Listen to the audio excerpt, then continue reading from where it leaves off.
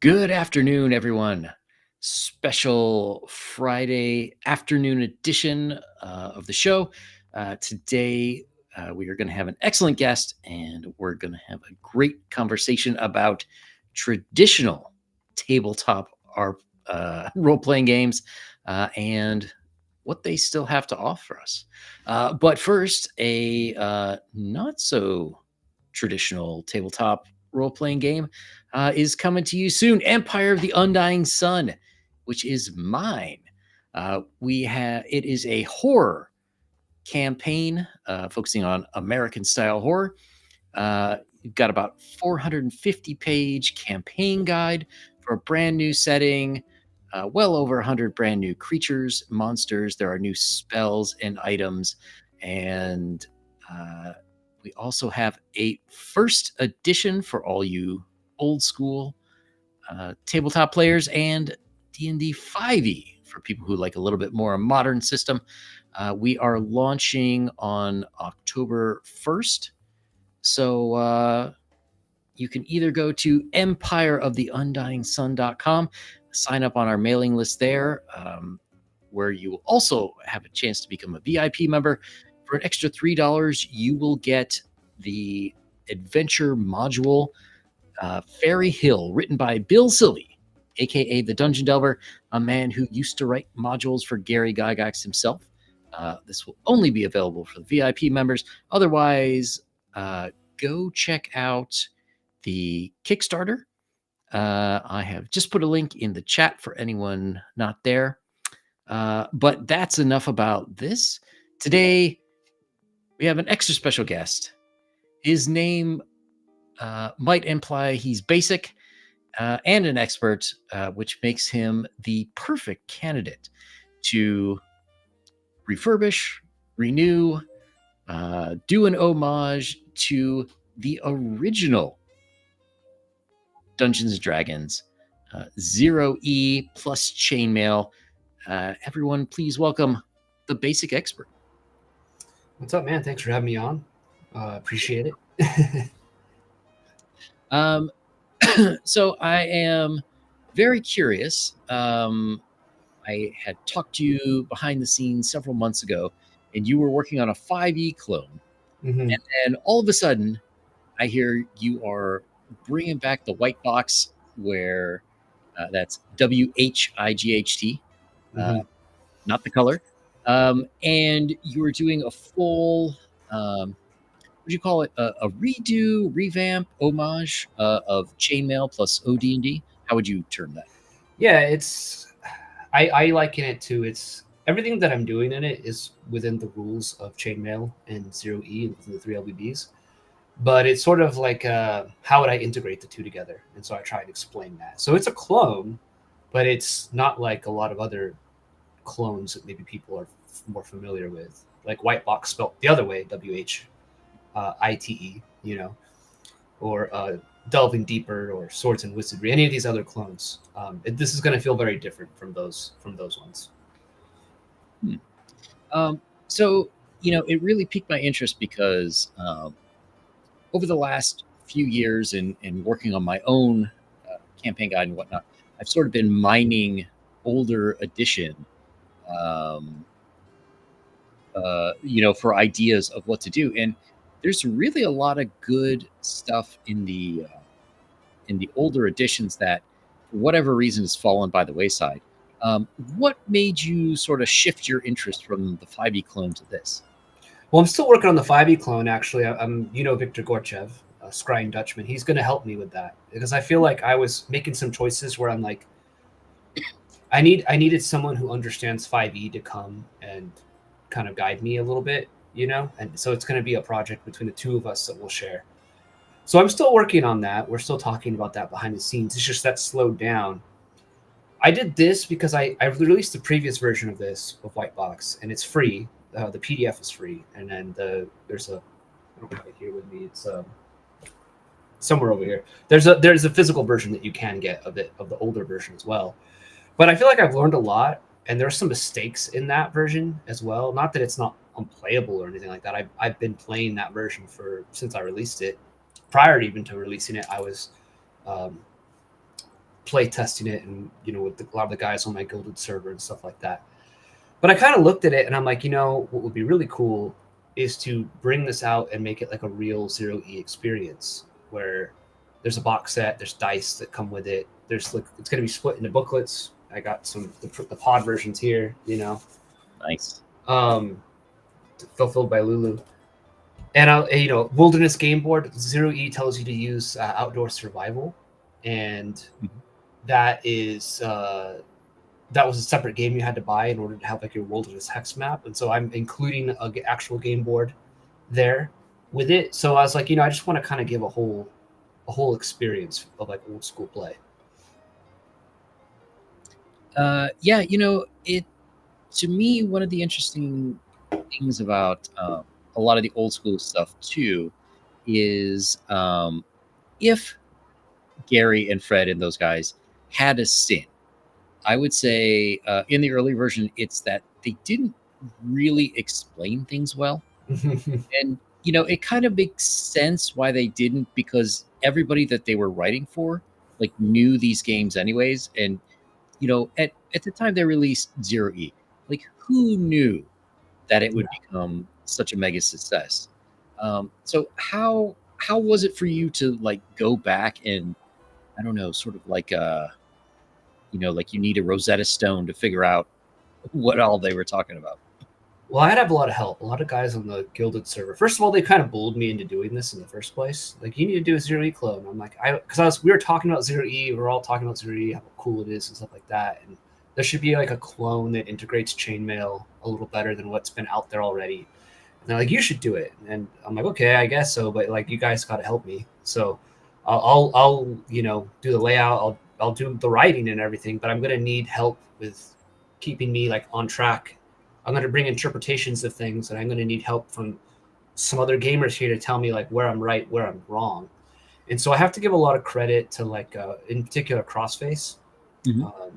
He helped a lot. He helped figure out like fighting capability and what's the heroic and normal man demarcation in the game, which affects the number of attacks you get based on your fighting capability. So I have to give credit to him on a lot of that stuff.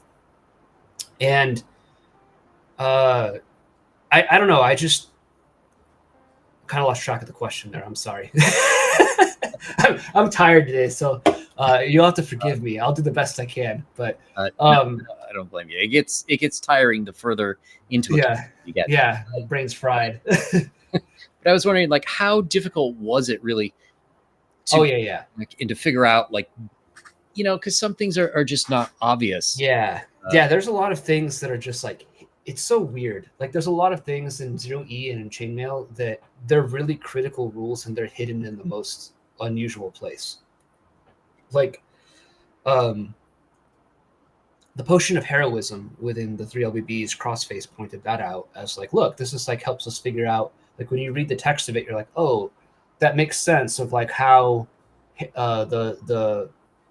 when you become a hero, like, because it's supposed to boost you up to the hero fighting capability. So when a fighting man drinks it, you read it and you're like, oh, okay. So we through that we figured out like the demarcation is for hit die for monsters and for the fighting man, and where the hero kind of started piecing things together of like where the hero fighting capability is, because that's important for Chainmail, because the hero fighting capability, or the hero himself, is the first one that appears on the fantasy combat table, which I don't use in 0E or in this because there's not enough.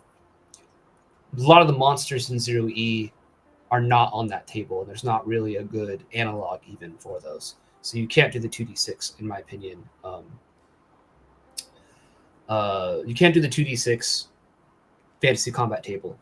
So that's why we've picked 4 hit die, trying to integrate that fighting capability, heroic combat, into the alternative combat system, which is the D20 system we all know and love.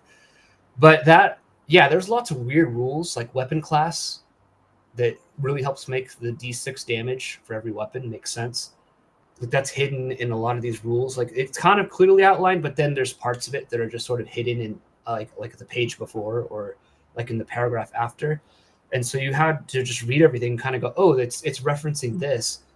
The ghouls for me, the ghouls entry was very key in figuring out fighting capability, because it talks about in that like the ghoul can paralyze any normal man figure, it says. And so you're like, oh, interesting, normal man. And I start putting things together like, okay, the elf is immune to ghoul paralysis in 0E. It doesn't affect him at all. Why is that? And why is he capped at level 4 fighting man and level 8 magic user? Oh, it's because that's when at level 4, it's when you get the fighting man heroic fighting capability, and at level 8, that's when you get the heroic fighting capability for magic users, because he's kind of a dual class. And so you're like, oh, okay, this makes sense. And so he's capped at these levels because he gets a heroic ability, immune to ghoul paralysis, right from the very start. Like at level 1, boom, like you have better better chances against this undead. Same with like dwarves. You look at dwarves and they say 4 levels higher. Well, that puts them and they can only be fighting men. Well, that puts them at the heroic fighting man capability, and I think they're capped at level 6. So we started piecing a lot of these things together, and it was sort of like again, I have to give credit to like Crossface, like Liero, and a few other guys that I'm friends with or have been friendly with in the past, and very helpful to me in guiding me in getting these, making sense of it, because it is sort of like you do have to do a little bit of detective work and deciphering and textual criticism, and like what is the historical context of this passage, and what does it reference? Like it did get a little almost academic in a lot of ways. So yeah, I can imagine. I mean, in some ways, due to poverty and other things, it's just them, right? In a lot of ways, to me, 0E reads like somebody's first Kickstarter. First thing they put on Drive Through RPG. Yeah, but the thing is like, I think what separates it apart from someone's like first ever Kickstarter, first ever Drive Through RPG project is it's a very robust game. Like when I think it tells you to use Chainmail, and I think there's a lot of people that push back against using Chainmail, but it says in there you need Chainmail to play this game. It's a recommended piece of equipment along with players, graph paper, pencils, dice, a referee, all those things are recommended. And so when you implement that stuff, you do have a complete game.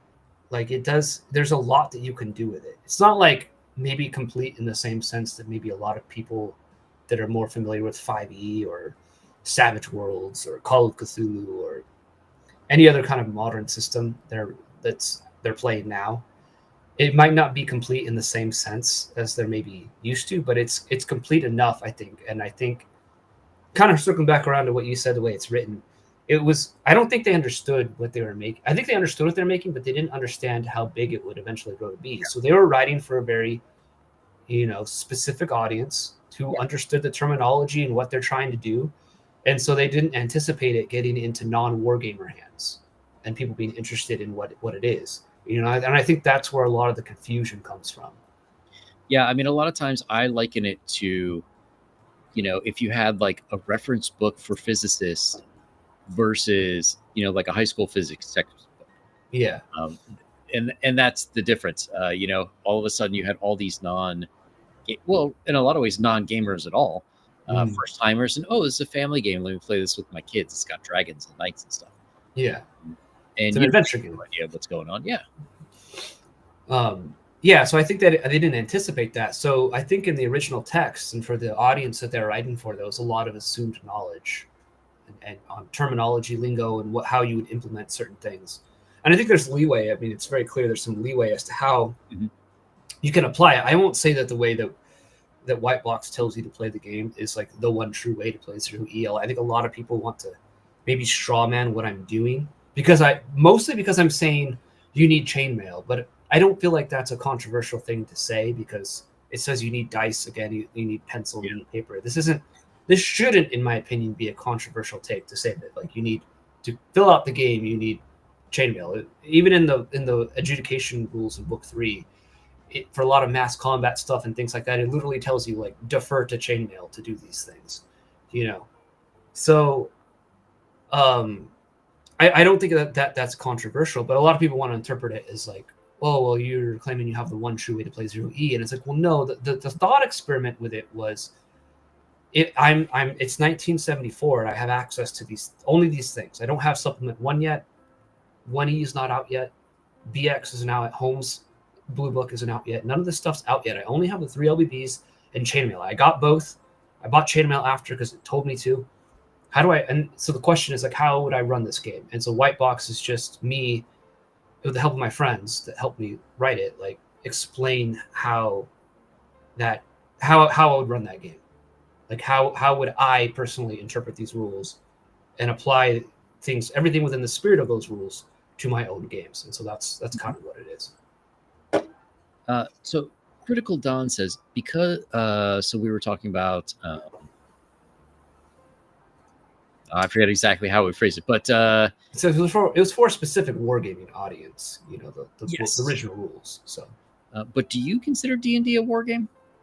I do. I mean, I call Wight-Box, you know, I titled the new version, so it's Rules for Fantastic Medieval Adventure War Games. You don't see there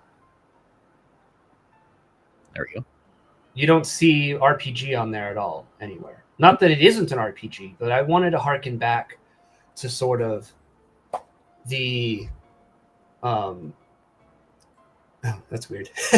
Yeah. Well, there you go. I wanted to harken back to sort of the original, I think, you know, experience of the game. Because when you look at the number of appearing, this is my argument, always my go-to argument for this. When you look at the number of appearing, even up until 1E, with these additions that Gary explicitly worked on, the number of appearing is like extremely high for orcs and goblins and a lot of these monsters that you encounter in the wilderness. You might encounter a warband. Like I was playing my solo game on my channel, which there wasn't a solo game episode today. I'm sorry, everyone. I got busy, but it'll happen.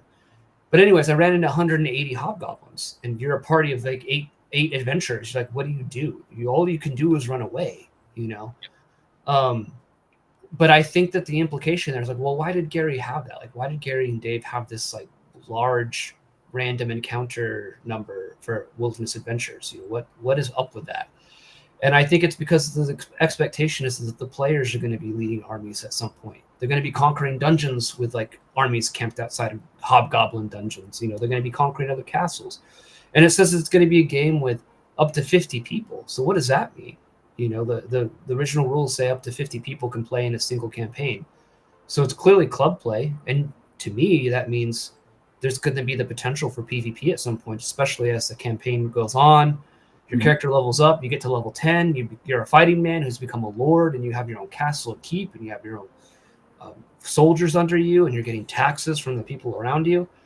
You know, you're just going to sit on your laurels? What do you do with that? Well, you're going to start maybe attacking other players' holds and things like that. So you're going to start leading. You're going to be a patron to another lower level adventuring group that might be in that 50 group thing, where you're going to give your orders of, hey, I need a group of adventurers to go raid this goblin warren, you know, and I'm looking for someone to do that. And the referee would get your request and be like, I know this party over here is going to hear about that. And then this party over here goes and does that job for you over there. And I think that like that was what the original game was meant to be. I think it's very clear by the rules. That's what it was meant to be. And it sounds fun. It's a lot of work, but it sounds fun. And so I wanted to sort of just make something that was leaning into that as an option rather than sort of ignoring it, which I feel a lot of, no offense to anyone else who's come before me and done this, but I think a lot of them ignore that aspect of the game. And I think it's somewhat to the detriment of the culture and history of the game as well, you know? Yeah, that's an interesting point. You know, I have generally thought of Dungeons and Dragons as an extension for wargaming, like almost like a module for it to make it playable, like on a personal character level, and that just eventually eclipsed the original Chainmail's popularity. But I can certainly see, you know, now that you mention it, that does make a lot of sense that they still would have considered 0E a war game until sort of the audience shifted. Yeah, I mean, 0E on the booklet says it's a war game, you know, and I think that the argument that I see a lot of people make is that, well, this new way of playing is what became the popular way to play, and they'll say it overshadowed this war game aspect. So they kind of like by default say, well, this is the, and it's always the certain type of person, but like this is the way that it was meant to be played, even though it's not explicitly said that way. And you're the way you're trying to do it is like nobody enjoy. They'll imply that it's bad and nobody enjoyed it, but I don't know. I think that that's kind of a mistake because I don't think a lot of them actually even played that way. I think it just kind of becomes apparent when you talk to them about it and ask them questions. And so I wanted to make something that would encourage people to at least try this mode of play. I think that even if you're running what has come to be a conventional game in terms of like you have a single party of adventurers and the players are always playing those characters. You have the same group of players. You don't have the 50-man club going on. And it's just that group. I think that a lot of the principles from which this game arose from are still valuable. They could still be useful to even that style of game. And so I just want to present it as an option. I think that's all I ever really want to do is like, this is an option. You can do this. The rules are actually built to allow you to do this. And it's a lot of fun if you do it. So just kind of encouraging this sort of,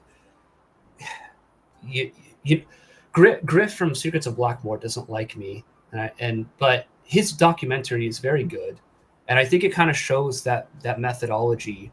If you watch that documentary, it shows like they were playing even D&D that way. They were playing the Napoleonics that way. A lot of the guys from the Twin Cities are playing their games this way, and I think that that's neat. I just want to try it, and I want to encourage people to try it too. I am kind of curious. I can certainly see like getting new players into this and whatnot, like as a D&D game, in the like similar to what a modern D&D game would be. Do you think this is something that has a possibility to get revived?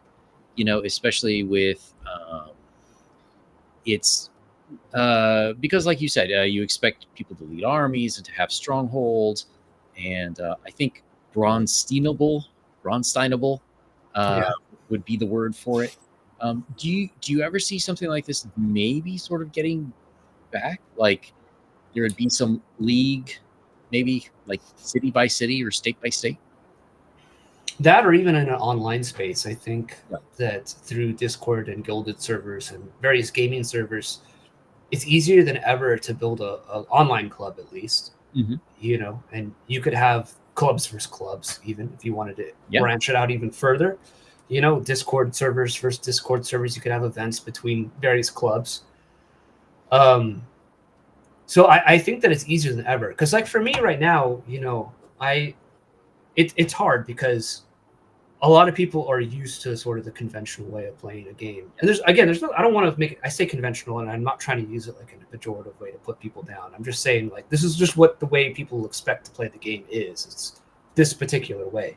This other way that I'm talking about is not as prevalent anymore. But I think that with technology, because I don't know 50 people in real life that would probably be willing to play that style of game with me. To meet up in a basement or at a event center or something on a regular basis and play that style of game with me. I don't know that many people in real life that would be willing to do that. But I could probably scrounge up that many people on my Guilded server. That'd be pretty easy. If I were to, I've thought about it, like I need to do it. If I were to start say like, hey, I want to run a big grand campaign with like 50 people, 50 players in it, multiple referees. We're all going to be on the same map. And we're all going to like play this game and there's going to be some interaction between these groups. Let's see what happens. I think that's way easier in our current modern era with the technology that we have than it was even in the 70s with Dave and Gary, And a lot of the bros, sorry, I know that people they're still upset about them. But, they... Cool. They're on my website. If you go to my website, you can get a Wight-Box shirt. So send me a link to your. Oh, Let's okay. throw it up there. It's just thebasicexpert.com. I'll throw it in. I'll throw it in a private chat here. All right. There you go. Yeah, because to me, this is something that would be a very interesting proof of concept. And talking about a 50-man campaign, I don't even think you need a 50-man campaign No. because you would only need a few. Like even wait a year, allow them to level up so that they're like you said, they're now the lords of these fiefdoms. Then you offer new people a chance to go in, and they're the adventuring parties that get hired by these lords. But even those lords, if they want to, like, hey, I want to make a second character, because you should have a stable of characters, in my opinion, too. So it's like, hey, I want to switch and play this lower level adventure for a bit too. And you were like, if they're a good player, you should allow them to do that too. So. Mm-hmm. Yeah. So Critical Dom says the zero-E attitude helps tournament play make sense from our modern perspective. I mean, especially since they didn't really have cons like we do now back in the 70s, but it seems to me that something like this, where maybe you're playing all year and then every year meet up at the con for some great event within the world, and depending on where what characters are where, there'd be all sorts of different adventures that everybody's crossing paths and could get really cool. But the thing is that I think what's interesting is this mode of play shouldn't be that alien to people too, because I think WotC for a time, Wizards of the Coast, had their like Adventurers League. I don't know if they still do that or not. They do. But I think like in the 2000s, during like the 3.5, 3E era, they had a lot of things where like they had some semblance of even one-to-one time, from what I understand, talking to my friend Crafty Matt, who I think was either a part of that or was aware of it. He was saying like there was some semblance of one-to-one time, and everyone that was in those games was like in a shared world in the D&D official setting, and they were doing stuff, and you'd go to these cons and playing these games for these bigger events, but then you'd have the adventures club play stuff going on like at your local game shop, that were official sanctioned games, ongoing campaigns. And so I think it's not like this stuff should be entirely alien. I think a lot of people did that kind of stuff, and I don't know if Wizards of the Coast runs those the same way now. Probably not, but I just know in that era that they apparently did. So yeah, I think I haven't been to any, but in looking at them, it's like basically they pick a module of the week or the month. Yeah. And it's basically an advertisement for their product, which I'm not so upset with them about that, but it does seem like opportunity missed.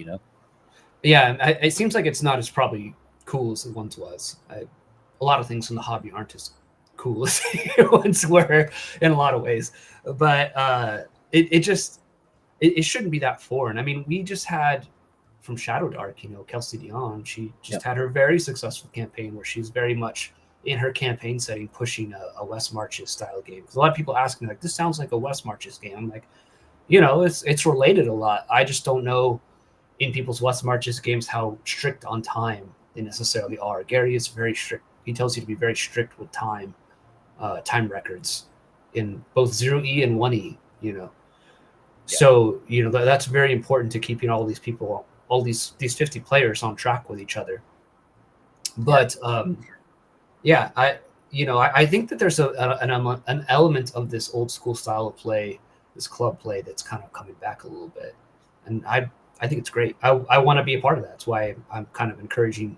I wanted to make a game system that would or rewrite this system and present it in a way that would make it abundantly clear that this is an option for you within these rule sets. It kind of reminds me of bread. If you go back 120, 150 years, everybody made their own bread at home. Mm-hmm. Then it became popular to get factory-made bread because it was cheaper and it was easier. But then when everybody has that, it's not the cool thing anymore, and people want to start making their own sourdough again. And to an extent, that's kind of how I see the hobby, where I like a lot of the more modern versions of things, There was a lot of innovation in play style and what you could do with things, but once you sort of leave out a lot of the old stuff, like you start to miss it. Yeah, well, and I think sometimes it's just a lot of the old stuff is just not understood in context, especially by modern people, you know. And I think a lot of stuff is hearsay. Like, for example, you hear a lot of people say, well, like in Wight-Box, there's only descending AC, for example. I know that makes some people groan. Like, oh, I don't want to use descending AC. I don't even give you a conversion for it. If you want to convert it, you can figure it out, but I'm not giving that to you. Anyways, the a lot of people want to they hear that, oh, descending AC was bad and horrible, and it's just bad and horrible, and it's like, well, how you hear that about a lot of old aspects of the game. Gold for XP was just bad and horrible. 3D6 down the line was just bad and horrible. This is just bad, and we're so much better and more like erudite now. You know, we're in a better. And I think I think what happens though is that a lot of those people haven't tried a lot of those things, because if you go back to like the descending AC, it's like, well, you just have to. There's a spot, and I do it on my character sheet for Wight-Box. So you just write down the to hit numbers that you need to hit on a D20. You just write them down there. And then you never have to do any math. You literally roll a D20 and say, oh, GM, the best AC I hit was AC4. You know, I hit AC4 because it's just as fast as ascending AC. So I get the feeling that a lot of people, like there's a lot of people that misunderstood the rules 40, 50 years ago because they weren't understanding the wargaming lingo or those concepts. And they were probably young guys themselves that were not, you know, they were maybe too young to even be part of the wargaming sphere at that point, you know. And so then they sort of it's like this urban legend that gets passed down, you know, from generation to generation. And I'm just using descending AC as an example. And it's, for me, it was like I was told it's impossible, it's bad, and then you use it and you're like, it's not that bad. It's pretty easy actually. It's like it makes sense. It's not that bad. Yeah, I mean, I don't really. So many of these things just aren't that hard, you know, like that, or gold for XP. I mean, in a lot of ways, that's great, especially if you want to catch characters up to whatever the current party level is. You know, it makes a lot of sense. So, you know, now that you're sort of in this a bit, and you're knee deep in old rules and old way of playing. Can you see any of these things that you might add to either if you make your own tabletop role-playing game, or maybe the 5e clone, or even just your own campaigns? Yeah, I think that I think there's some aspects that I'm sort of just trying to. This is why I asked Vic to help me with the 5e clone, because I want help with implementing these old school things, but I don't want to take it too far. I just want that influence to be there, because I want whatever we make to feel like 5e still, but just be like cool, you know, and more. 5e is fine. I'm gonna say I think it gets unjust hate, and I hated it unjustly for a while too, and it was mostly because I didn't understand the rules. I think there's a lot of people like that just sort of didn't read the rule books fully. They didn't understand it. Yeah. And it doesn't help that I think maybe the DMG for 5e isn't the best in places. It doesn't give you the best guidance. It doesn't give you the best sort of tools like the 1E DMG does, for example. And but I think it's a sufficient game that you can have lots of fun in. But I want whatever we do to feel like 5e still, but maybe with some of these older things sort of informing it. You know, I think some mass combat elements, some, you know, I'm trying to think of ways like, can I make fighting capability like fit into this a little bit, you know, or kind of balance out the classes a little bit where they still feel like 5e, but you know, it's fun and challenging and exciting, and just have sort of that old school flair to it, a little more than 5e already does, I guess. Yeah, I mean, well, my first place would be cutting the number of classes you could start as, and then making some more hero classes, like making paladin. You know, I never used to understand the argument between no, paladin must be lawful good and this and that.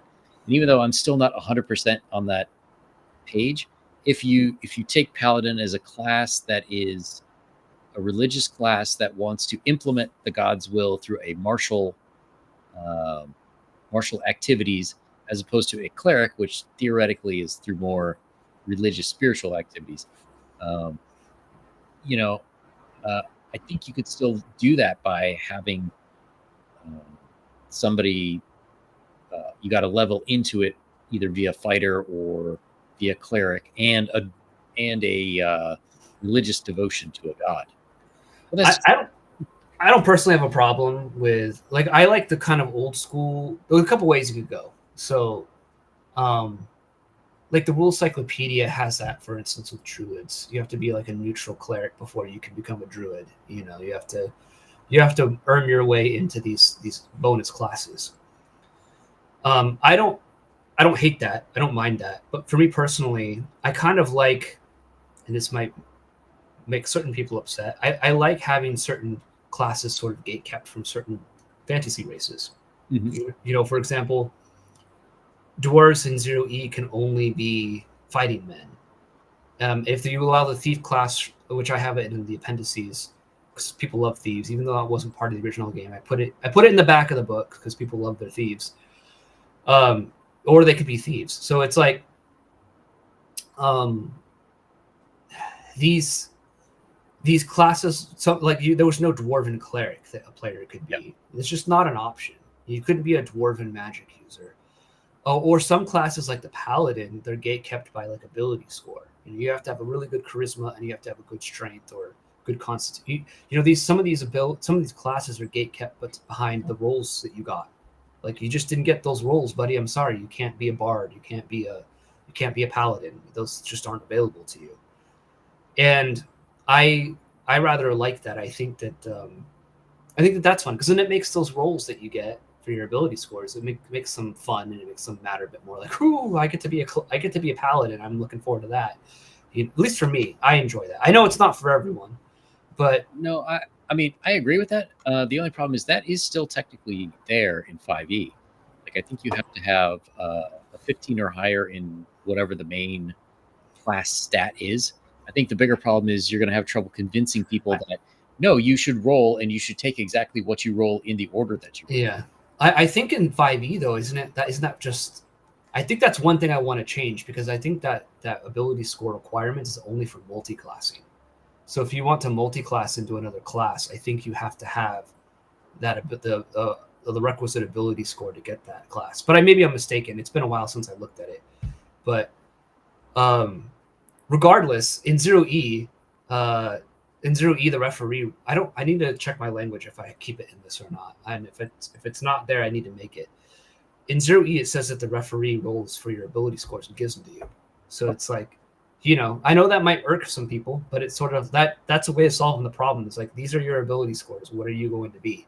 I'm not picking the class. I'm not doing any of that for you. But just like how real life, when you're born, gives you your stat block that you're going to grow into as an adult, I'm doing the same for you. Here's got a strength this, dexterity this, intelligence this, wisdom, whatever. What are you going to do with that? I think that could be a way of doing that. And 0E tells you to do that as well. And so it's sort of like, you look at it and you're like, and I guess the thing with 0E too is it's a little more forgiving. So, for instance, strength in the 3 LBBs doesn't help you hit harder. It doesn't help you, have a higher chance to hit. It just allows you to get experience points faster. It goes purely as a fighting man towards your leveling up. And so if you have like a low strength, but you're like, I still want to be a fighting man, like, you can do it. But and you're not you'll be punished with your how fast you'll level if it's really, really low. But like, you could theoretically do it. And if you make it to higher level, you become a decent fighter. Like, that's kind of cool too. Yeah. There's some life lessons to be learned in that sort of thing as well too. So, but yeah, I don't know. I think I hate standard array in 5e, for example. I just don't. I think that's boring. It just builds boring characters. I think it's kind of fun to have a slightly broken character or a slightly overpowered character in one ability where you're like, man, this guy's really strong, but he's really dumb.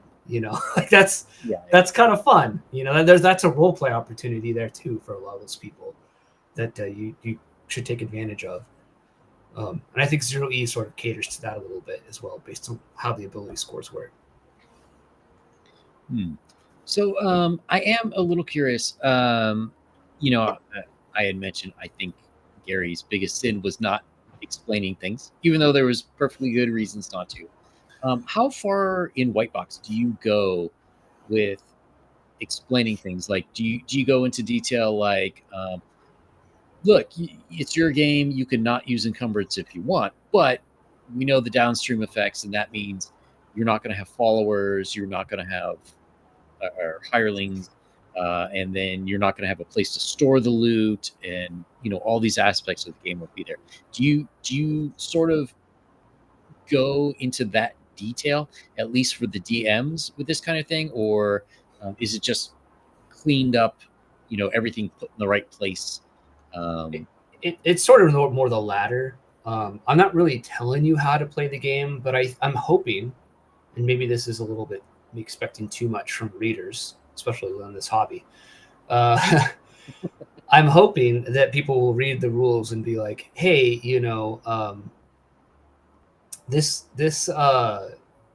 makes a lot more, this makes sense now. For instance, like encumbrance makes sense now. Because of the way you explain, the way the rules present it, you know, like, oh, it affects movement. And so if it affects movement, then, and I clearly lay out how it affects movement. If I get rid of that, then what's going to stop my players from just going like, I carry 5,000 in coin out of the dungeon, you know? No, you get to some interesting role-playing elements where you're like, the players are like, oh, I liken it to, in this example, like Bilbo and the dwarves when they have the troll cave. It's like they can't carry all that stuff. So what do? They bury some of it so they can come back for it later. Where the players got to make decisions like that, you know, that come up in the game. So my hope is that like rules sort of link together a bit more, and you kind of see, well, hey, this is necessary. I need to use this. You know, I will say this though, I don't have any of the rule zero spiel of like it's your game and you can just run it however you want and there's no wrong way to play, and if you break every rule in this book, you're still playing Wight-Box. Like I don't have anything like that in there, because you know, as much as I want to say there's no wrong, that I'm not saying I don't have the right way to play. I have put some rules out. They work. And I know they work because I've play tested them for like 2 years now. And other people have played them for a while now. That like I know that if you do break these things and you don't know what you're doing, you will break your game. Gary warns in 1E about a mutable system, about a mutable game, and if you're not careful, it could be game over for your campaign. Yeah. Because to me, it seems like, you know, to an extent, I can also forgive people in those earlier games because they didn't know how the games are going to be played and what would happen if you just, we'll just ignore this or ignore that. But I feel like 50 years later, we have a pretty good idea. And it is something I wish that at least, you know, Wizards of the Coast would put in their stuff. And I do think it's important, like, for to put that kind of stuff in there so that, you know, a DM, like, especially if it's a new system for them, to let them know, like, hey, if you're looking for game A, but you decide to ignore all these rules, you're not going to have game A anymore. It's going to feel different. Well, and it shouldn't be I've said this to people too. We've all done this before as referees. I've done this. I'm sure you've done this, where you kind of make a ruling that breaks the rules because for the sake of the game, and you think it's going to be fine, and then you're like, man, that ruling was a mistake, and it's plagued me this whole entire campaign. I have to constantly wrestle against this ruling that I made like 10 sessions ago, and it's just ruining everything. It's like it's not. I'm constantly fighting against this ruling because now the players know it's there and they abuse it, or it broke the game and I can't go back on it without. But I guess I can go back on it, but I don't want to because it now makes me look like a fool. You know what I mean? Like it's just We've all been there in that position and done that to our games, and so like this shouldn't be a controversial in my opinion, it shouldn't be a controversial thing to do. It's something all of us have experienced at some point in our games, one way or another. Yeah, and I think to me the biggest question in modern day gaming, since we have such a plethora of games to choose from, it's really about, whoever's running the game needs to figure out what kind of game they want, and then Mhm. go look for the rule set that will effectuate that game. Sure. As opposed to just saying, okay, we'll play 5e, and then it feels flat and it's not really the game anybody wanted to play. So to me, I really appreciate a system like this that, first of all, is cleaned up. So, A, there's no high Gygaxian. B, Yeah. everything that's that's the same topic is in the same place. So I don't have to go through eight different booklets to figure it out. But yeah, I don't know. For excuse me, for me, I think this goes a long way into helping people who really do want those old kind of games or to bring wargaming back. I think that this could potentially be, a big help to them. Yeah.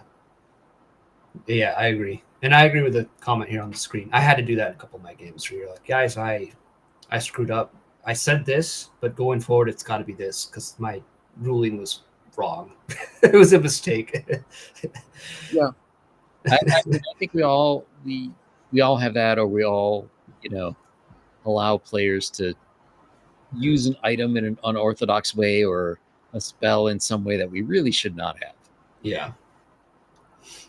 Um, so about the campaign, excuse me, about the campaign itself, it's got a bunch of options that to me look pretty interesting. Out of curiosity, the PDFs, do you find that more for the Americans or more for people in other countries? Maybe in other countries because shipping is going to be expensive, like places like Australia or Europe, Asia, these kinds of places. Some of those are very expensive. It's like I understand that you don't want to pay $30-$40 to get something shipped in, which is like over half the cost of the box set, for example.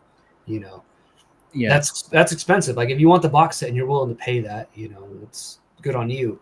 But I understand that not everyone can do that. So my thinking is like the PDF tier is more for those people, and I give explicit permission to print at home because in my experience, I don't know if you've had this experience. I have, for instance, I have some Adventures in Middle Earth 5e books that I've wanted to like print up and bind myself. I have a comb binder that I will print and bind a lot of my own books, and I wanted to get like a better quality print. And so I took it to FedEx office, and they wouldn't print it. They're like, "Oh, it's copyright. You can't Yeah. print it for you." And I'm like, but I paid for the PDF. I paid money for it. It's not like I'm stealing from them. I paid money for it. I own it, and so I figured if I give them explicit permission to print, and especially for these other countries, they can kind of maybe at least make their own booklets, print up the game, the wilderness map if they want, and have their own wilderness map. It won't be as nice as the box set, but they'll have some sort of simulacrum or something that's close that they can experience the game with. Yeah, definitely. That makes a lot of sense. I had on my campaign last year, I had a bunch of people from Europe and some from Australia who were like, "Yeah, I'd really like to back that print version, but it would be over $120 by Yeah, the time it got to me." So I said, "Okay, I understand." yeah. And then I have print on demand as well, so it's like that's kind of like the mid tier, which you can also buy that as an add-on if you want to. If you get the box set and you're like, I don't want my players' grubby Cheeto hands all over my nice Wight-Box box set. You guys can use the print on demand booklets. Yeah. No, I fully agree with that. I am kind of curious. Do you, what for you, since you do a lot of your own art, was the original idea that you wanted to copy the original 3 booklet set, or did you say like, no, this is the best way to break it up, or how did you come on the decision to go with this? I think it's nostalgia, but I thought like everything should be. So the original version is everything in one PDF, one book. Mhm. The previous version of this. This version, I thought for the nostalgia reasons, it's a big part, but stuff is moved around in a lot of it. Like saving throws and attack matrices for classes should be with that class, for example. It's not like that in the original one. And I was stupid and I didn't do that even in the previous version. The saves were in a different spot, and I think the attack matrices were in a different spot as well. And I kind of tried to do that to save space, but I realized no, all that needs to be in one place for the player characters to reference. Like I got to go to the cleric section and look at my cleric saving throws if I forget them or I level up, and they change. I want to know what those are and where those are. Or for monsters, because monsters just will use based on how close of an archetype they are to the various classes, like which saving throw for which class would be best to use. So I went with that route, but I think it's partly nostalgia, and I just think it's fun to have it in three booklets, but have it be a bit more easier to read and organized than what was originally the booklets. Like I said, no hidden rules in like the ghoul entry or the potion of heroism entry where you need to read that entry for that item or that monster to understand how a rule works. Like I don't want that. It's like a secret game within the game, trying to Yeah. find all the things. And I personally think this the box set is pretty darn cool. Most people don't go that far when they're making their games. It's mostly if you're A like, book. you'll get just like, a hardcover book. What made you say like, no, this needs a box? Well, because I think it's part of that Zooey original experience. It came in a box set, and I think box sets are cool, especially when box sets come with other stuff Mhm. like dice, or this will have a very simple 3-panel referee screen that will essentially function as an index for your books. I have the relevant tables that you might need on it, but other than that, it sort of says for tangentially useful things like go to this page in booklet in volume 1 or volume 2 or volume 3, whatever page it's on in that booklet. But I like that kind of stuff, and I thought like if I could recapture that and get that to people, that's something that can make it worth their while and also differentiate it from a lot of other clones that are out there that are just like books. They're just one single book. Again, it's like a whole experience where you can kind of lay it out on the table and get something close to maybe what people felt like in 1974. I think that's a cool idea. Oh yeah, definitely. And so you mentioned too that you do have the thief class in the back because Mm. it's by popular demand. Do you see yourself releasing? I don't know if you'd say like not necessarily campaign guides, but updated modules or something for this specific system.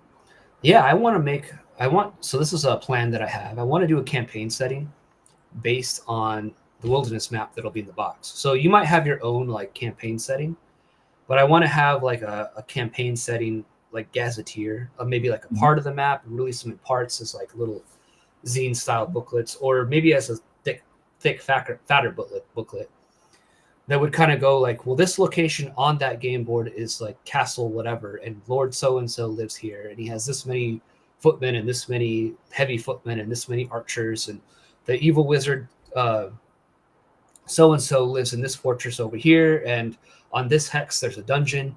So I wanted to have something like that because I think it'd be fun to give people that option. So like even if you start your campaign and you can kind of change things how you want, or if you just want like a ready built campaign or a group set of adventures or something like that, you can have that. So I do plan on doing some writing some modules, I think, and uh, having like a gazetteer or a campaign setting guide of some kind in the future um, to give people. And are you at all planning on adding new classes or new monsters or? I am. So I am working on something where I've been going through all the strategic review issues.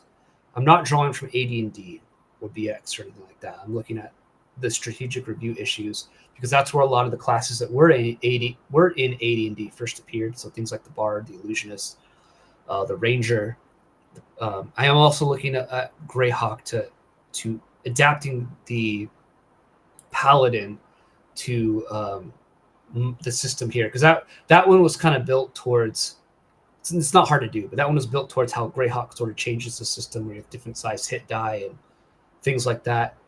And I want to sort of take that and sort of go backwards in time. It's probably anachronistic, but sort of what if 0E was explained better and they didn't go that route with Greyhawk, but they kept everything on the D6 hit die and everything like that, D6 weapon damage, but then they introduced the Paladin class. Like, how would that look? So I'm trying to do that with a lot of those bonus classes as well, and I might make some like original classes myself as well. But yeah, there will be more stuff beyond just the basic fighting man, cleric, and magic user, and the thief, and the appendices as well. So nice. And is this something that sort of a la Shadow Dark that you would, I don't know if you plan on licensing it or opening it up legally so that if other people want to write modules for your system, is that something that they would be able to do? Yeah, I want to make a very friendly, I feel like I should make a license. So I want to make a license that's pretty much similar to Shadow Dark's, what Kelsey did, where it's just sort of, you can reference my stuff and you can use this compatible with logo that I'll give you, and you can do it all for free. Just don't like copy and paste word for word stuff from the book and try and sell it as your own. But that's about the only limitation that I'll put on it. And other things too, like just for legal purposes, you got to say things like, just because you make something for it and you're using the license and you have the compatible with, doesn't mean I endorse it. So, if you make something absolutely heinous or detestable and you slap the compatible with on it, it doesn't mean that I 100% endorse and support whatever it is that you made. Like your baby killer simulator for Wight-Box. I don't condone that, but I do want to make it easy for people to reference and make stuff for, because I think that's a mistake that Wizards of the Coast didn't understand. It's a lot of the success that they had with 5e and 3.5, and they should have figured it out with 4e when they had a more restrictive OGL for that one, or a license for that one, where nobody made anything for it because it was so restrictive. That third edition and fifth edition were so popular because there was a plethora of content out there that sort of boosted those core rulebook sales. That's only going to make all ships rise, in my opinion. So I do want to make it easy for people to do that kind of stuff. Yeah, I mean, to me, that's sort of a big sin. Plus, I'm happy for other people making money when I'm going to make money when people have to buy more books and stuff, and they're going to look to the official version of whatever I put out in the future. I mean, that only makes sense to me. Here's a good question. Will McWeedle be part of the campaign setting? Probably not on this. This is going to be strictly medieval pulpy setting that I'll do. The landmass for the wilderness map is based on Greece, because I just wanted to have an interesting where naval and land battles and things like that could occur. But I am still trying to work on the Conquistador thing, and I think what I'm going to do with that is a lot of the stuff that I've done with Wight-Box will introduce rules in that to sort of explain how to integrate the Wight-Box stuff back into Wakuhito, so you can sort of have a very easy cross compatibility if you want to start tossing in human sacrificing Aztecs and you want to lead a conquest against them, or vice versa. You would be able to integrate that if you have Wakuhito, which is an add-on for the Kickstarter if you want. I do have some hardcovers left. I don't think, unless everyone bought them already, I don't know. But I haven't checked on the Kickstarter yet how many people have signed up for that add-on. But yeah, if you want to sort of integrate that into it, you can. So Good question, Promos. Um, so, two, you have zero prep rules. Now, zero prep is something that has pretty much gone by the wayside in modern gaming. Um, how important is it to this game to have the zero prep rules, and sort of what have you done in here to make it? I don't want to necessarily say easier, but to make it more apparent why one would use these kind of rules. Well, I think it's sort of inherent. I don't spell it out clearly, but I think it's a necessary thing that if we're going back to the club play and this idea of like, let's say 50 people in a game, if you have 50 people in a game, running your scripted 3-act adventure that's highly prepped is going to be very difficult. You're going to be wrangling cats on that sort of thing. Like, it's just impossible. So you have to, if you're running that kind of game, it has to be a kind of game where you're making stuff up on the fly, or the players themselves are pretty much creating the content for you.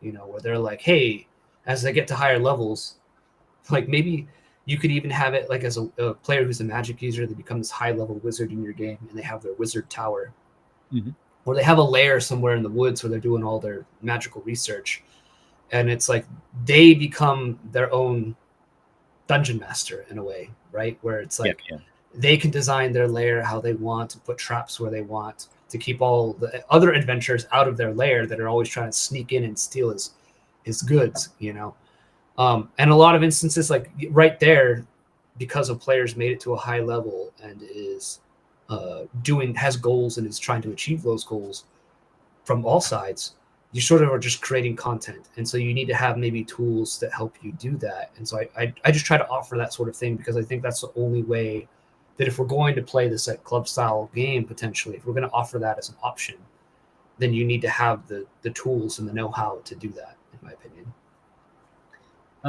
So if we are, going to try a club style thing, when you're talking about like setting and game world,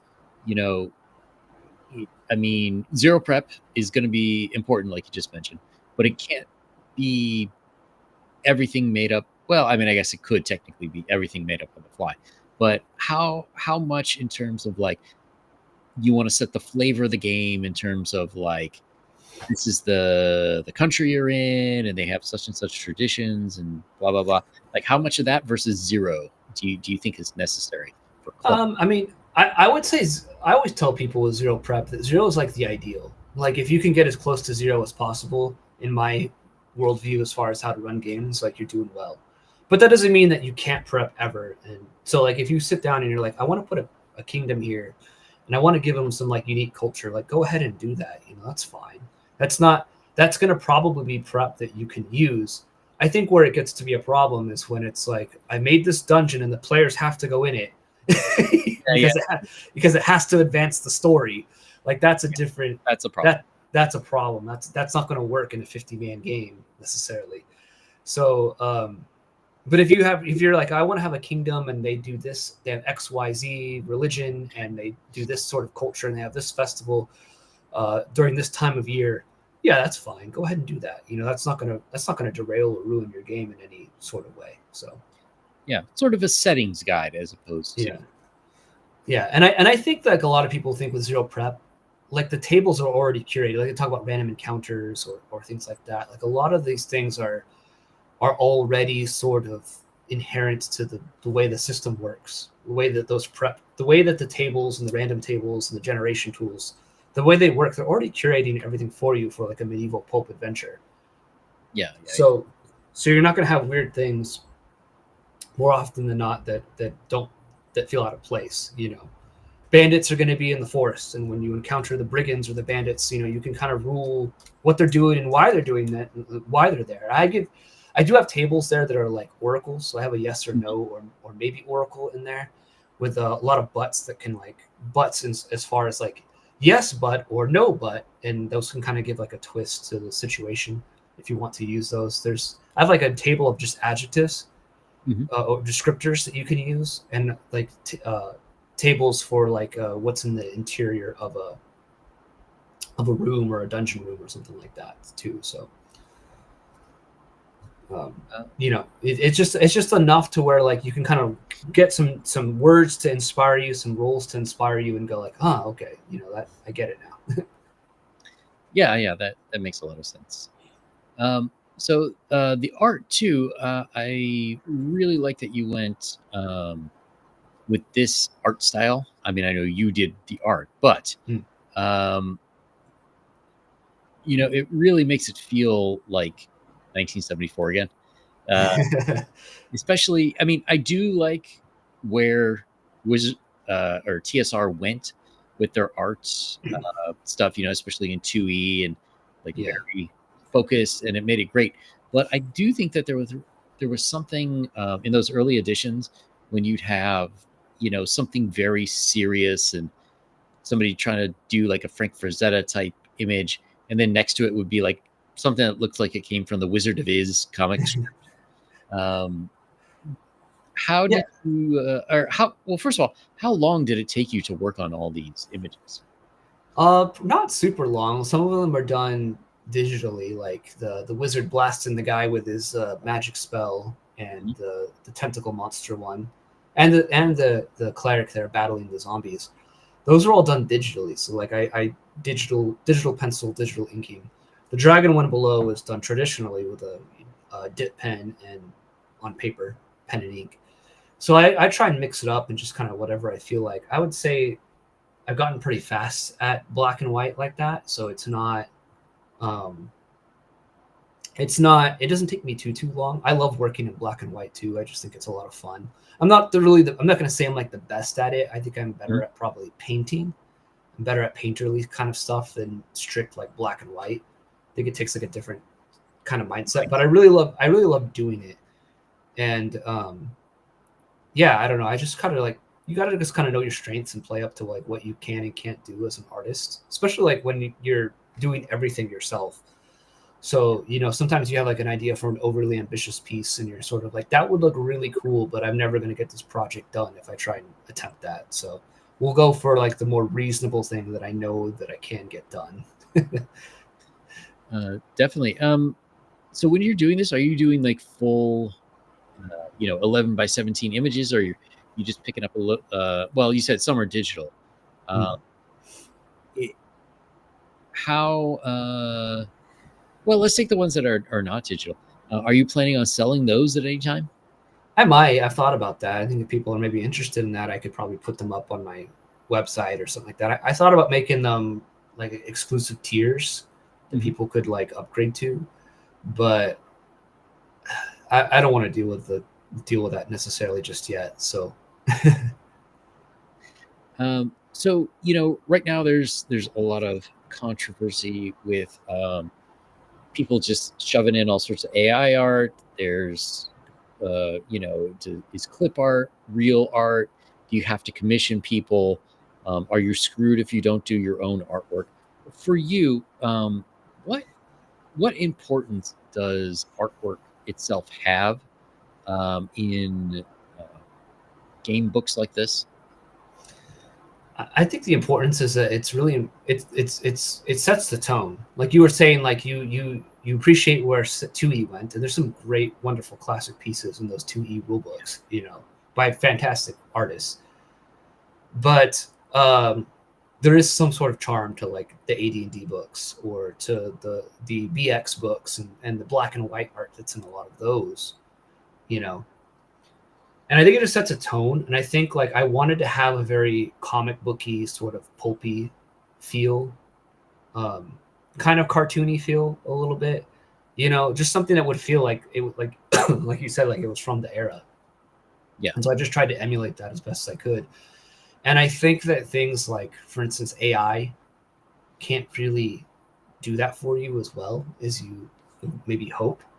And I kind of recoil at the idea of just putting art on a page so that it fills space. And I feel like that's what a lot of people who use AI art in these kinds of projects do. It's like, it's not really there to inspire you because it's kind of ugly. And if you look at it for too long, oh, that chick has 6 fingers and like, what the heck's going on with her leg, or, what's going on in the background there, And to me, art is meant to be looked at. You're supposed to like.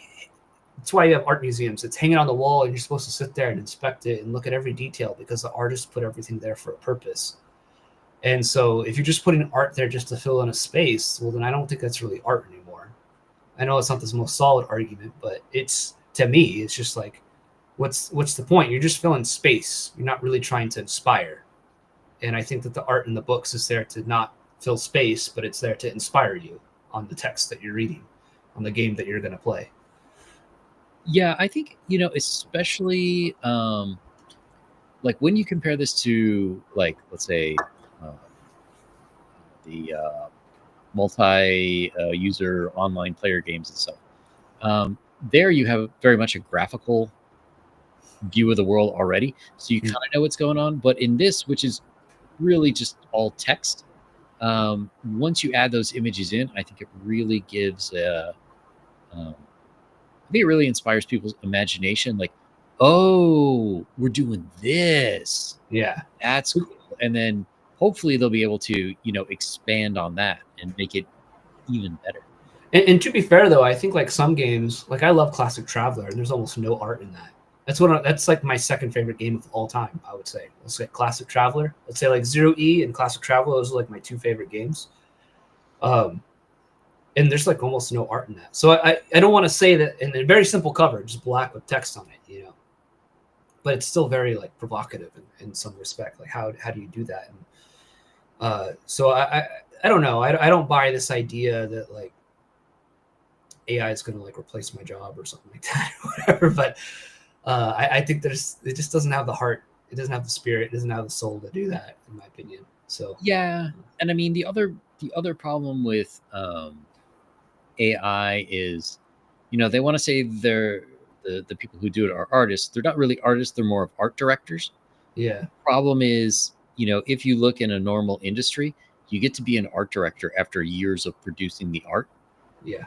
So, what we have are basically people who are trying to direct a computer that may or may not actually understand what you want. And, can they actually explain it? And then trying to get that into a cohesive piece that then gives the end user the kind of experience you are intending to give them. Well, part of being an art director too is like you because I've done that for projects in the past that failed, but I had brief experience in directing other artists and their work, and that involves a lot of paint overs and drawing over and stuff like that. And so you still have to know how to do that. You still have to know the basics of art because you're essentially critiquing someone's work. And so if you don't know how to critique work, and you don't know what's good, and you don't know what isn't good, and you don't have that experience or training or whatever. You don't have the mileage, I'll say, to be able to do that. That's why I think in a lot of books you see where someone thinks it looks super great, and then I look at it and I'm like, yeah, but I can see this mistake right here, here, here, and here. And those aren't the kinds of mistakes that even humans make. Those are weird mistakes, but they don't see it because they don't have the experience. And you can't convince them too because they've so bought in on it. You can't convince them either that like what you see are valid criticisms. In fact, they get mad. I think that's another key thing of why they're not real artists. And I'm not trying to be mean, but it's like when I went to art school, I had art teachers that were there to rip my art apart. I dropped out of art school because it just got too expensive. But you have art teachers there. You have your co-students, your fellow students there that are critiquing your work. You guys are helping each other out, and you're pointing out each other's mistakes, and you're pointing out where you're strong. And and so like that's how you get better. And so they'll never get better if when they post their AI art and you critique it and you're like, hey, that's whatever, but what's going on here, here, and here, these are problems in your image. And they get upset about it. It's like, well, then you're never going to make it, man. Like you're never going to be successful if this is how you respond to criticism for art, Yeah. And that's, to me, that's one of the issues. And there is some debate about younger people doing art too, who have some issues, but another day, another time, perhaps. But for Wight-Box, if there's something you want people to know that you think maybe hasn't either you haven't answered or gotten to today, or maybe in previous talks you haven't really it hasn't really come up. Is there anything else that you would want people to know about Wight-Box? Yeah, I mean, I guess because the question is always inevitable. You'll probably get in your comment section too, because someone will ask it. They always do. Is like, well, what makes this different from any other zero-E clone? I know we kind of talked over it, but I do think it bears bearing out, or it's important to bear out that like it's doing something. It's not. I'm trying not to be anachronistic in the core rules of the game.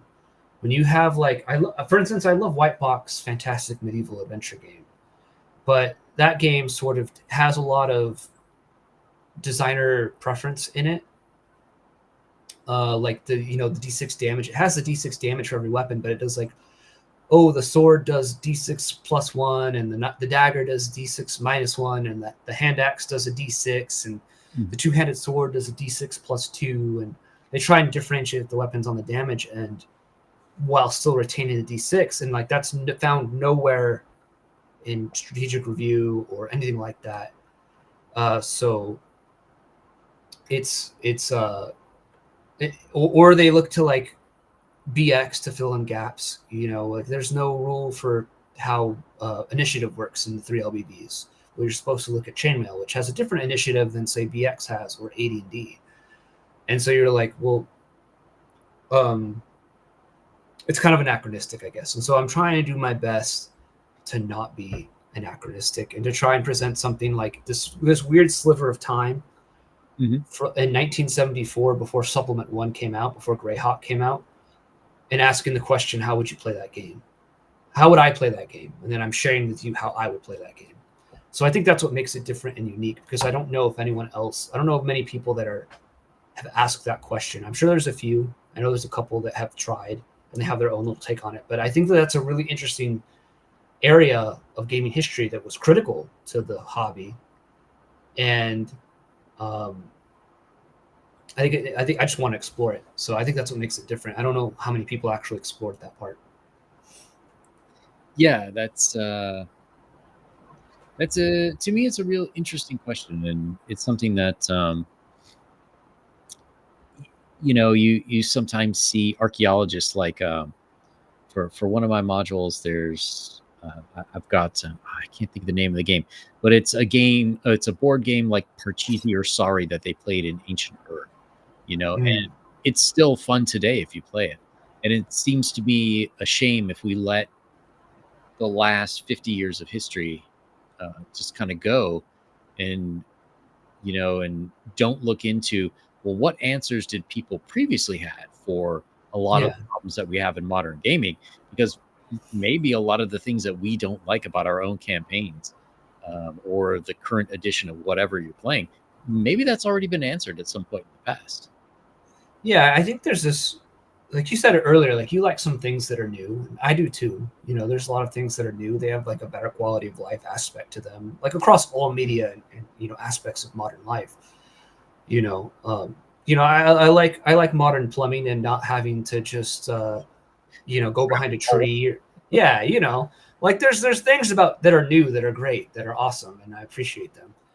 But also at the same time, sometimes old things have wisdom in them as well, or understanding, or they have perspective that is lost now and would actually make some of the modern things make more sense, or I don't know, would just help us understand things better. And I think that's true for like all aspects of life. It's not just games, So it's important to look to the past and not be afraid, I think, to look into the past, because this is what I did. Because I admit, like, I don't have a dog in the fight in the sense of like I wasn't there in 74. And so I wasn't there in 75. I wasn't there, I'm only 38 years old. So the game is much older than I am. But so I don't have this nostalgia of like how I used to play the game is going to like fuzzy up and cloud my interpretation of certain things, of like, well, this is how I learned how to do it. And this is, well, like sometimes you learn how to do things and then you see someone else do something and you're like, hey, that's interesting. I know I've been doing it this way this whole time, but like the way he's doing it over there, that's cool. I want to try doing it his way. That might be better. And sometimes it's better and sometimes it's not. And so I feel like I and my friends are able to do that because we didn't have that nostalgia attached to some, mode of play that we had when we were younger from the beginning.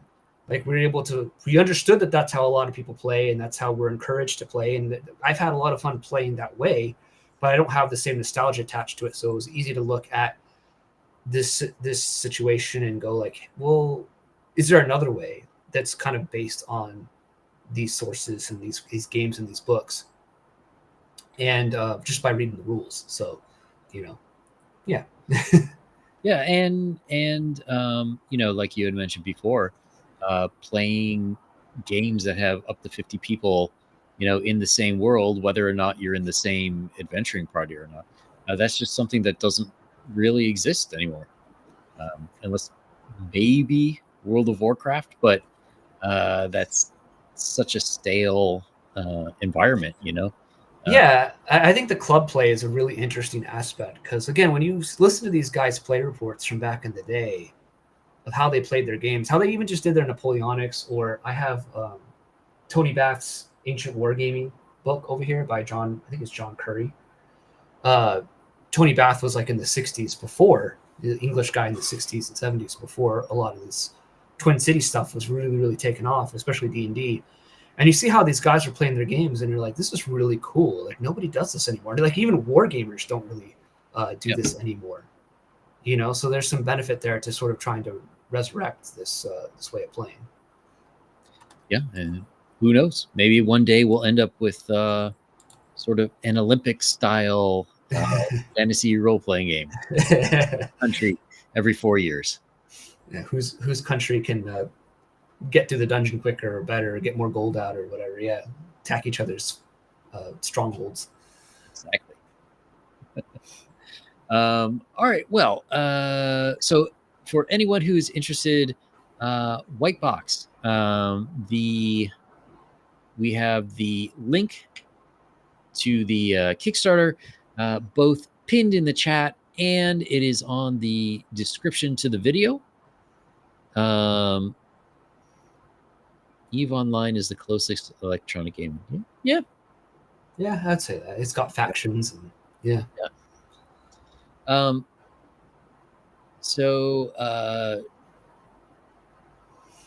we have and you've got let's see, 18 more days to go. So you got a little time, but don't sleep on it.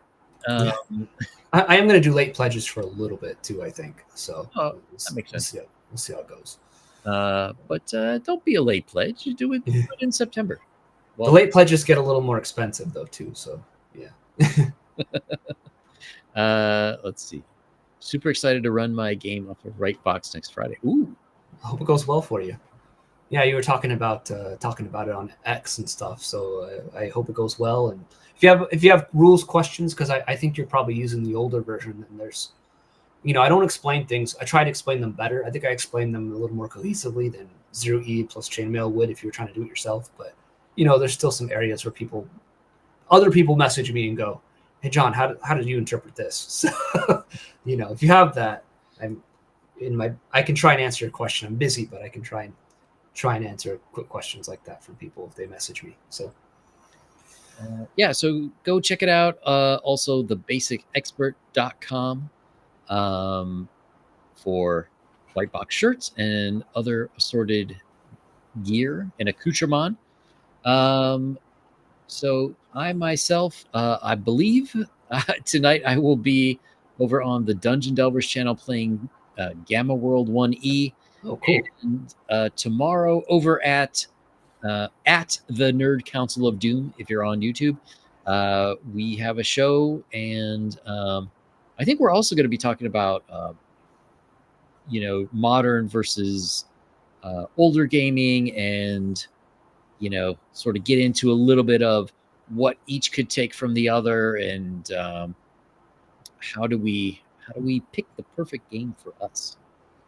I'll say on that topic real quick, like, I think one thing I'm trying to take is like, and old school centrals and a lot of clones try and do this, is try and take the old spirit in game, but like give it that modern veneer so that it's easier to reference and read. And I think that's one aspect that like the modern era of games is definitely like dialed into perfection almost, is how do you present a game? And to be fair to Gary and Dave, like no one had ever done that before, so they don't know. But no one. They were the first. They had no one to base it off of. But now at this point, I feel like we have a pretty good idea of like how to present games in a book. So definitely. I appreciate that. And they didn't have money, so they didn't have a word processing program. So in my opinion, there were a few times there were misspellings and whatnot where they were just like, you know what, screw it, we'll get it in the next edition. Yeah. And they didn't have editors, and they got whoever they could to do art and layout. And not to say it was bad. I think they did a fantastic job for the resources they had and for the time that it was. But there have been a lot of improvements in desktop publishing and game theory that I think sometimes makes modern games more easy to get into, especially for new players. But yeah, for sure. But those ones were fantastic. And where can people find you? So I'm here on YouTube. You can just look for The Basic Expert. I think I'm just like at The Basic Expert for my handle here on YouTube. If you're watching on YouTube, I'm on X at The Basic Expert 1 because somehow someone already took The Basic Expert when I made. And then I looked for their account and they don't exist, so I don't know what happened.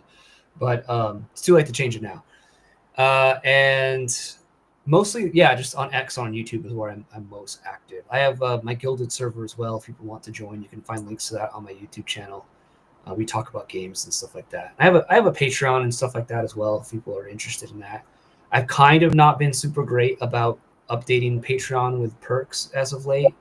You guys get like a video early and stuff like that, but a lot of the other stuff like zines, like the zine I'm going to be reworking for Wight-Box. Mostly because I'm one guy doing everything myself, so like all my energy is focused on the Kickstarter right now. So apologies to that, but check out the Guilded server if you want to sit and chat games. We are always in there talking about old school gaming and stuff like that. So it's a cool place. All right. Thank you to The Basic Expert for being here, and thanks everyone in the chat. And hopefully I'll be back next week with someone else. It's getting towards the end of the month, and it's getting crunch time for me, so we'll see.